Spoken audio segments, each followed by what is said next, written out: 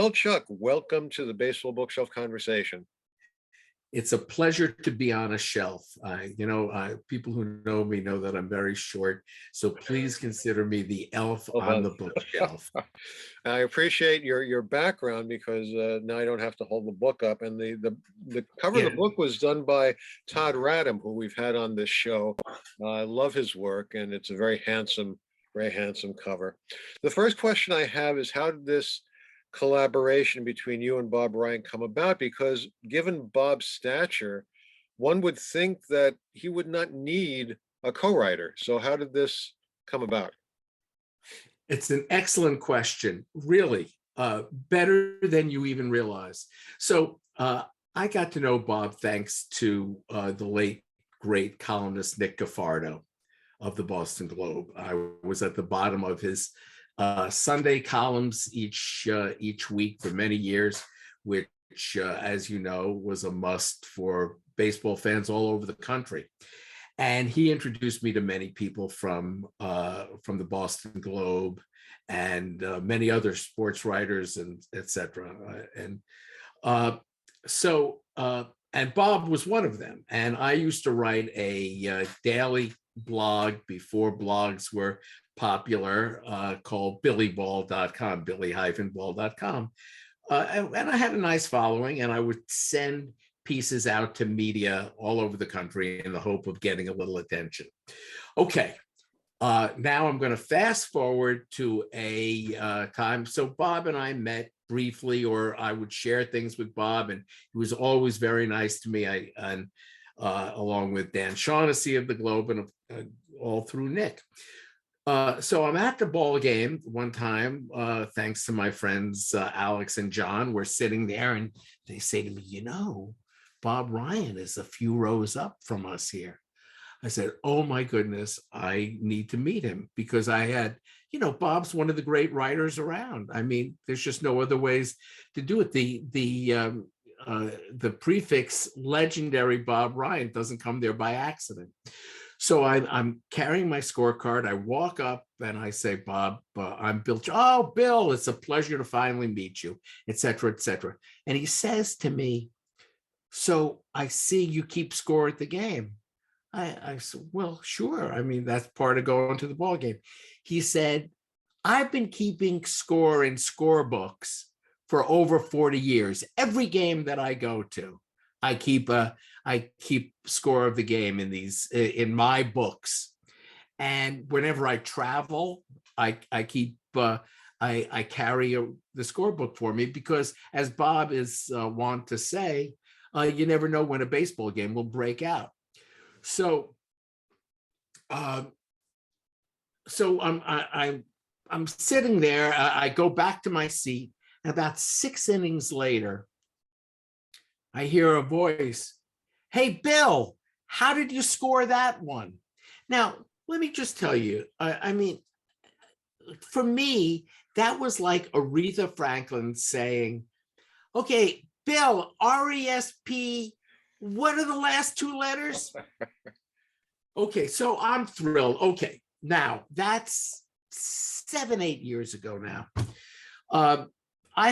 In March 2020, I got COVID very bad. It was, I like to consider myself a beta tester. I got it real early, was very, very sick for 3 months, and cared for by my neighbors, taking care of me and my dog. My wife was away caring for her mom. My wife had just lost her dad, and my mother-in-law has some dementia, and so it was just Casey and me in the house. And so after, by the time May comes around, if you recall, 2020, we didn't have baseball in April and May, and I'm finally starting to feel well enough to at least check what's going on in Twitter. And on Twitter, it might be May 3rd, 1977, writes Bob Ryan, this is what happened in the game. And that was 1977 was the one year that Bob tracked, was the beat man for the Red Sox. So what he was doing was each day that there was no baseball, he was recounting the score and the events of the Red Sox in 1977, which I thought was great. I think that's wonderful, at least bringing baseball into people's lives when there's no baseball. So a week or so goes by and I see that it's not a one-off, and I call Bob up. I said, Bob, I have to tell you, I've got an idea for a book. And I think what we should do is, you've told me all about the scorebooks that you have. Why don't we go through them, find great games, great moments, great things that you've seen, and put together a book about it. Now, Bob and I have this great relationship. I'm sorry if this answer seems long, but it gives you the tenor of the book. Bob and I have a great relationship. We're in touch with each other now, 3-4 times a week, because we're close to each other. We have agreed on everything throughout the process of the book, with the exception of this particular story. Bob claims that I suggested to him, he says, well, let me think about it. I'll run it by some people, et cetera, et cetera. The truth is, Bob says, I love this idea. This is a terrific idea. Now, my level of insecurity, Ron, just to let you know, is such that if anybody thinks one of my ideas is good, I begin to back off on it. So I said to him, I don't know, maybe it's not that good. Can you run it by some people? He said, I'm going out to lunch today with Shaughnessy, Dan Shaughnessy of the Globe. He said, I'll run it by him. Well, 2 hours later, he calls me up and says, Shaughnessy says that if my agent, meaning Bob, and now my agent Andrew Blauner isn't interested, Shaughnessy will give you his agent. He's so excited about this, and so I put together the concept of the book to Bob. We would spend hours. Well, I'll tell you the process if you're interested, but the point is, the reason this was my conception. Bob did it. This is the most unique memoir you'll ever read, because this is Bob's. This is 140 out of 1,400 games that he scored, and it has unusual things and unusual moments. And I consider Bob the miner, M-I-N-E-R, not O-R, the miner in this. He would find a particular game that was interesting, then I would do the research, and so he would find this nugget, and my job would be to polish it to make it into a beautiful gem. And that's how I got involved with writing this book with Bob Ryan. And I tell people all the time, just judge me by the company I keep. One of the things that struck me is it's like almost listening to a game. You have your play-by-play guy, which I guess would be Bob, and you are the color guy who comes up with the, like you say, the nuggets behind the scene to flesh it out. And I found that a very interesting, because yeah, he might not think of these things, but in doing the research, you come up with these little stories. Most of these games are Major League. Most of those games are, of course, Boston Red Sox related. One of the things that sticks out in my mind is Carl Yastrzemski's last game. I mean, over the course of all those games, I would say 90% run to the ordinary, like things that happen from day to day. But you do get these games that stand out for sentimental reasons, for historic reasons, whatever. And Yastrzemski's last game is included.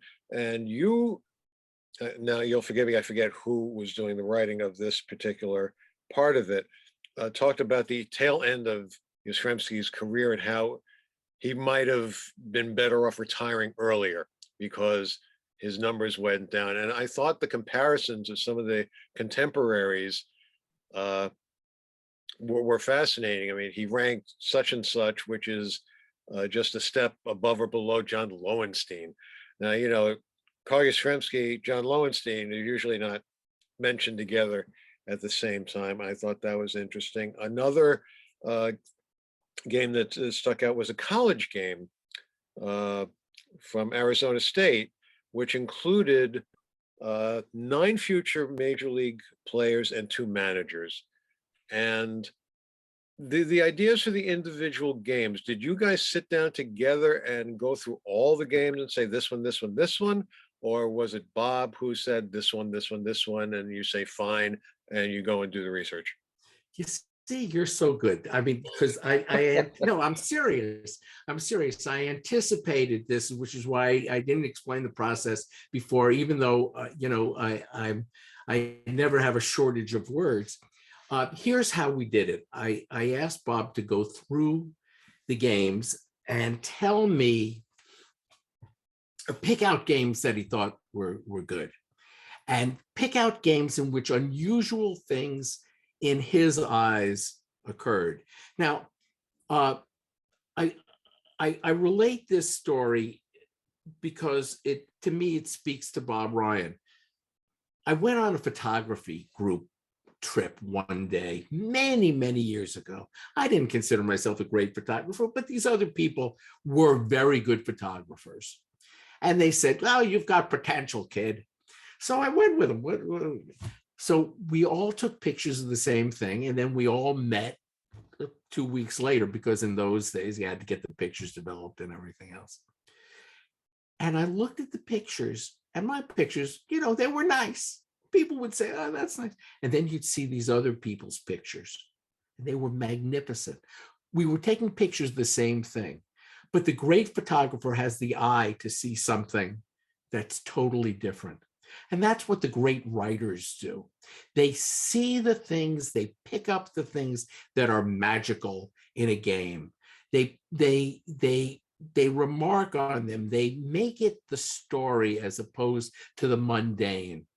Bob talks about the game in which I think the pitcher was Greg DuBose of the Orioles.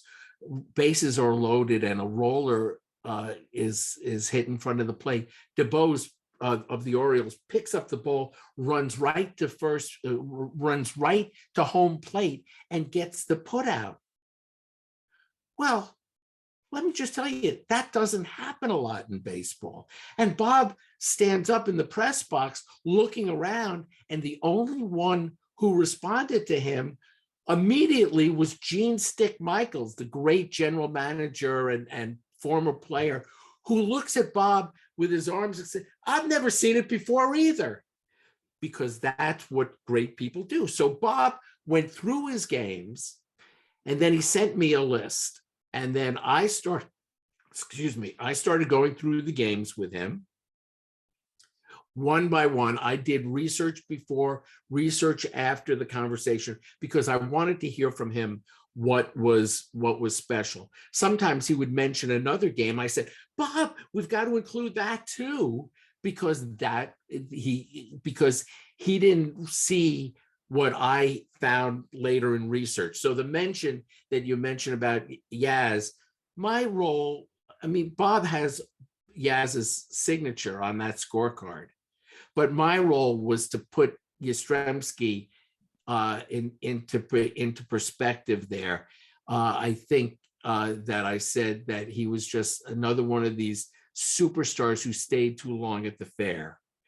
And some of his records are based on longevity. This is not to say anything wrong about Yaz, who's a great Hall of Famer, deserved to be a first ballot Hall of Famer. But some of those things, as the years went by, were based on the fact that he was still there. So Bob and I would go through a Zoom meeting, just like you and I are having right now, Ron, and we would find these things together. One of the things that struck me is the relative simplicity of the actual scorecard itself and the way he keeps score. When I was in college, I was manager of the team, and it was my job to keep score. And the scorebooks that we had, I had to keep track of every pitch. Baseball, because of the pace of the game, lends itself to being able to do that, because there is time between each pitch. The action is not nonstop.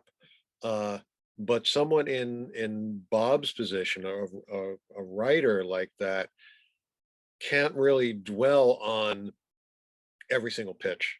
I mean, something might stand out, but his scorecard doesn't reflect the like it doesn't have space for each pardon me, individual pitch like mine did in those days. Uh, his choice. Did you ever talk about his choice of the kind of book he used for scoring? Well, he used to have, there's a larger scorebook that he used to keep score in. And he began to find it unwieldy as he traveled. So he'll talk about the time that he was covering the Celtics and out in Phoenix, and he went out, and of course he had to pack his scorebook with him. So he needed to find a consistent scorebook that was small enough to pack. That was his goal. So, and it had all the data in it. Bob kept track of certain things consistently. Very rarely would he give an exclamation point to something. Very rarely would it be a wow, but he would take note of a great fielding play, always looking for the unusual. The one thing that Bob tracked that I never tracked was time of game. And it's really interesting if as you go through the book, you could see how baseball, much to all of our sadness, you can watch the track of the length of games increasing. It's just brutal. It's just brutal. And so you can see those kind of things. But he was a little bit more than a meat and potatoes guy. He wouldn't just put the pure result, but there'd be these little notes that he would keep. So there needed to be enough room for all this information in it. But the one thing I want to tell you is that Bob's not Zelig. He wasn't there for every great moment. I mean, if these are 1,400 games that he happened to have seen. You mentioned there's a lot of Red Sox games in there. See, I find that irrelevant because, I mean, yes, the stories are about guys like Kevin Youkilis and John Valentin, the time he saw the two players face off against each other, who the two shortstops who had unassisted triple plays. And of course, Bob noted that from the start and had them sign the book. But he was there for these little things too. And he'd pack up the score. Sometimes the Globe would send him out in a preview type of setting for what would be coming up in the postseason. That's how we got to spend time with Reggie Jackson. And they played a quick afternoon game, and Reggie invited him, Bob, to his house to see his classic car collection. And then they saw a backboard, and Reggie and Bob Ryan played horse against each other. I mean, because they saw they were there together. And by the way, Bob will be proud to tell you that for a long time in that horse game of basketball, Bob was winning. And then Reggie, you could see it click on. Reggie basically said to himself, I'm not going to let a sportscaster beat me, a sports writer beat me in basketball. And boom, boom, boom, Reggie starts making his shots, and that's the end of that game. Just to want to switch gears a bit before we run out of time and talk about the practicality of publishing. You can tell by the background that the book is published by Triumph, which has an excellent track record in publishing sports books, especially baseball books, in my opinion. The people with whom you worked at Triumph, how heavy a hand did they have in editing what you submitted? Uh, Jesse Jordan was our editor, and he was terrific. He was the developmental editor for this book. Uh, he helped guide me through things when I had questions, when I had concerns. There were certain points that I wanted to make certain uses of language, and he would help me make it consistent, because basically would Bob would write up the game on an email to me. That was my he doesn't use Microsoft Word or Google Docs. He sends an email to me about the game. I clean it up. I write the title of the chapter. But Jesse was incredibly helpful in guiding me through it. Was not heavy-handed at all. As a matter of fact, there were times that I would say to him, "But what about this?" Because I was concerned about it. My wife, Max Evanson Chuck, is a longtime editor and developmental editor, and we would walk our dog Casey and talk about the book. And so then those would be the questions that I might ask to Bob, and then to Triumph. Triumph was nothing but supportive. I've got to tell you, I want this book to be successful for Bob and myself, and for those involved. But I want it to be successful for Triumph, because I want them to hire me to do more books. In this pandemic era, what is it like? Are you making book tours? Are you speaking at events live? What is that like these days? Bob is doing more of that than I am. First of all, Bob's a star. I have a neighbor who was very kind and bought 7 copies of the book, and has asked me to sign them. And I'm thinking about signing it. Don't you wish I were Bob Ryan? Uh, so Bob is doing some of that. I'll be doing some speaking locally, but I'll be very honest with you. Having been so sick with COVID, I have some COVID Sure, sure. PTSD, and I'm nervous about it. I don't travel very much. I try to sleep at home, because that's where I feel the most secure. Mhm. Uh, Bob, fortunately, is out there for us, and I try to encourage as many people to take the time, like you are with me, or with the two of us. I can't tell you how grateful I am to be with you, Ron. I'm sorry, this isn't puffery, but I've been reading your reviews for years, and